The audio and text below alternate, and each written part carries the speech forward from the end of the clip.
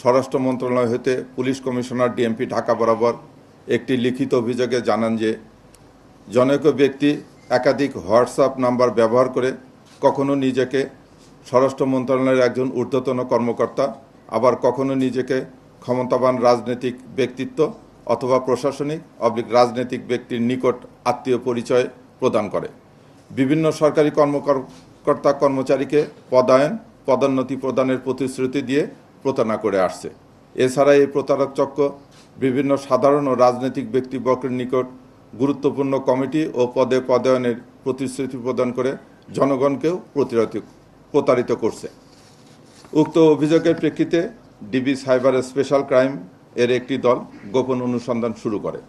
অনুসন্ধানের ভিত্তিতে উক্ত ব্যক্তিকে শনাক্তপূর্বক গত 20/5/2026 তারিখ 21:35 ঘটিকায় এম আনিসুর রহমান শান্তকে ঢাকা মহানগর হাতিরঝিল থানাধীন পশ্চিম রামপুরস্থ নিজ বাসা থেকে ডিবি হেফাজতে নেওয়া হয় এবং তার নিকট হইতে প্রতারণার কাজে ব্যবহৃত মোবাইলটি জব্দ করা হয়।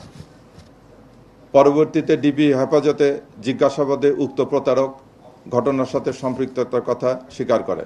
এছাড়া আসামির হোয়াটসঅ্যাপ মেসেজ বিশ্লেষণ করে উক্ত চক্রের আরও একজন সদস্যের তথ্য পাওয়া যায়।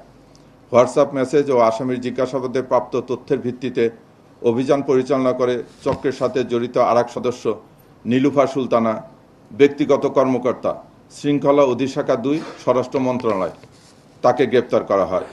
উক্ত চক্রের সাথে জড়িত অন্যান্যদের শনাক্ত করে আইনের আওতায় আনার প্রচেষ্টা অব্যাহত রয়েছে। এ সংক্রান্তে রমনা থানায় একটি নিয়মিত মামলা রুজু করা হয়। মামলা নম্বর 28 তারিখ 21/5/2026, ধারা 420, 406/34। তদন্ত কার্যক্রম চলমান। তদন্তে অন্যদের জড়িত থাকার বিষয়ে যথাযথ কঠোর আইনগত ব্যবস্থা গ্রহণ করা হবে। প্রিয় সাংবাদিক ভাই ও বোনেরা, যে কোনো প্রতিষ্ঠানের কর্মকর্তা কর্মচারী নিয়োগ, পদোন্নতি সংশ্লিষ্ট প্রতিষ্ঠানের বিধিবিধান মতো হয়ে থাকে। এই সকল বিষয়ে প্রতারক চক্রের প্রতারণার ফাঁদে না পড়ে প্রতারক চক্রের বিষয়ে সংশ্লিষ্ট সংস্থার দায়িত্বশীল কর্মকর্তা অথবা পুলিশকে অবহিত করার জন্য সকলকে অনুরোধ জানানো যাচ্ছে। ধন্যবাদ সবাইকে।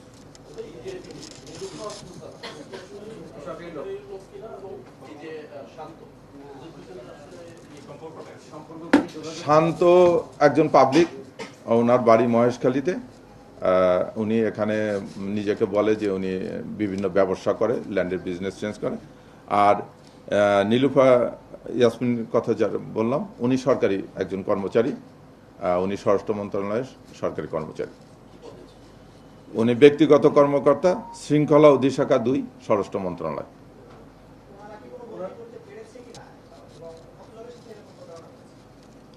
এটা অনেক, আমরা তো করেছি, আমরা প্রায় 20-22 পাতার মতো করেছি।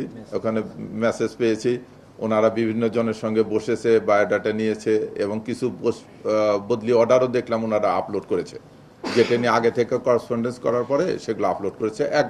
এখন আমরা এগুলো তদন্ত করে খতিয়ে দেখতেছি যে সংশ্লিষ্ট তাদের সঙ্গে। তবে এইরকম প্রচুর ডকুমেন্ট পাওয়া গেছে এবং তাদের কথোপকথন চ্যাট আপে আছে, তারা একাধিক ব্যক্তির সঙ্গে বসেছে এবং লেনদেনের কথাটাও আছে যে অমুক জায়গায় বদলি করে দিলে কত দিতে পারবে, এরকম মেসেজ আমরা পেয়েছি এবং তারা এগুলো করেছে, দুইজনই স্বীকার করেছে।